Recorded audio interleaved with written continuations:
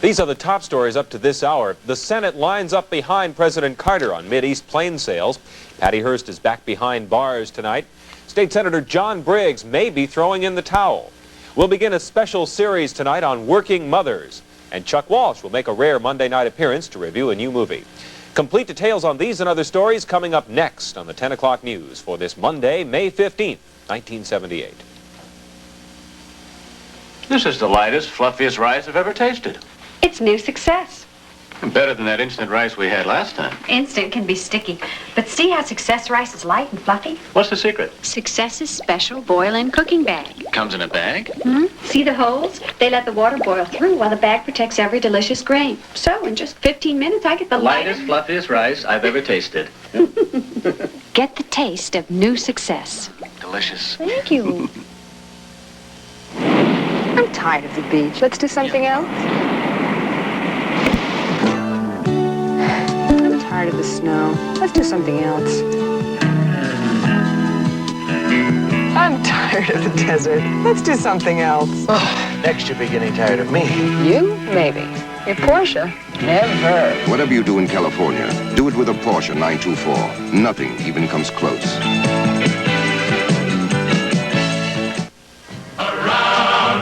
John Ford's classic tribute to the fighting U.S. cavalry. She wore a yellow ribbon, just a part of John Wayne's Sunday, May 21st at 5:30 here on Channel 9.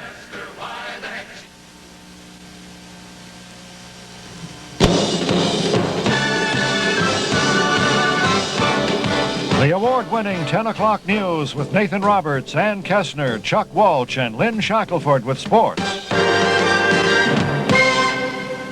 Good evening. President Carter won a major victory tonight. The Senate has voted to endorse his plan to sell jet fighters to Israel, Egypt, and Saudi Arabia, despite intense opposition from Israel and its supporters. The vote was 54-44 to approve the sale of 75 F-16s and 15 F-15s to Israel, 60 F-15s to Saudi Arabia, and 50 less sophisticated F-5Es to Egypt. The president has said that he is deeply gratified by today's vote, but the Israeli government reiterated its deep concern about the jet sales to two of its Mideast adversaries. As part of his lobbying to get approval of the sale, Carter also promised more planes for Israel in the future, and the Saudis pledged not to use the planes they're purchasing against Israel. The vote for approval came after a full day of debate and a 2-hour secret session to discuss classified military implications of that deal. Patricia Hearst is back in prison tonight. After exhausting all legal appeals, Hearst must now complete her 7-year sentence for robbing a bank while with the Symbionese Liberation Army. Hearst arrived at the Federal Correctional Facility in Pleasanton just 5 minutes before a deadline for her surrender. It was a scene reminiscent of a stampede. That one. Thank you.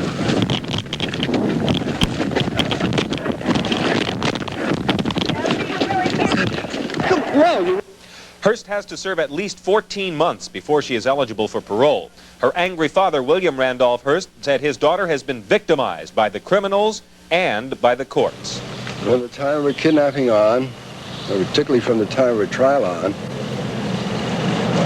there's been a constant sort of theme that because she's from a rich family, she should be treated like anyone else.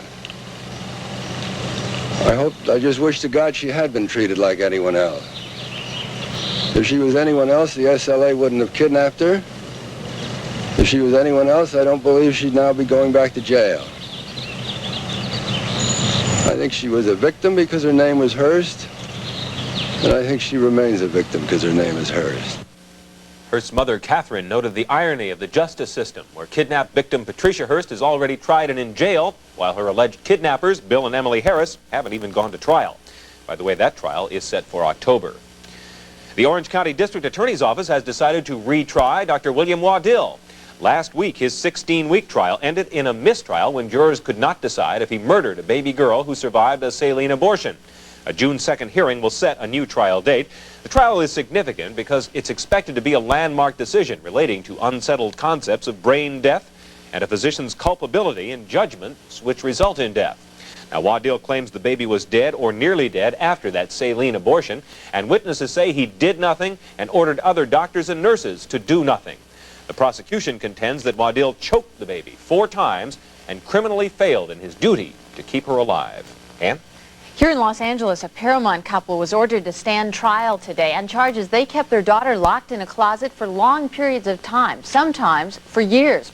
33-year-old Daniel Holmes and 31-year-old Alicia Hernandez were told to appear for arraignment in Superior Court on May 30th. Their daughter Rebecca was found in a closet last month, and although she was 7.5 years old, she was only 32 inches tall and weighed just 24 pounds. During their court appearances, their attorney suggested they may have kept Rebecca hidden. Oh, with a swing line, electric in hand.